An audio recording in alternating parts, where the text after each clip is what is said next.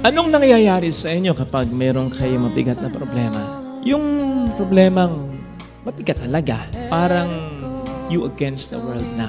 Mas lumalapit po ba tayo sa Diyos o lumalayo tayo sa Kanya? Mas kumakapit ba tayo sa Kanya o mas nawawalan tayo ng pag-asa?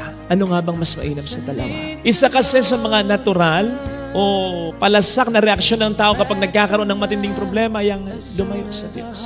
Magsakang negosyo, kahit nagsisikap, nagkasakit, kahit nag-iingat, naging pasaway ang anak, niloko ng asawa, namatayan, nagtatampo na sa Diyos, hindi na nagdarasal, hindi na nagsisimba, para bang tayo nagmamalaki na? Hindi kaya iniisip natin na nung tayo bata pa, pwede rin umepekto sa Panginoon yung ginagawa natin sa ating mga ama at ina, na kapag hindi natin nakuha ang gusto natin, tayo nagmamaktol na sa pag-asang tayo'y aamuin nila. It doesn't work with God. Hindi siyang mag-a-adjust. Tayong dapat mag-adjust sa Kanya.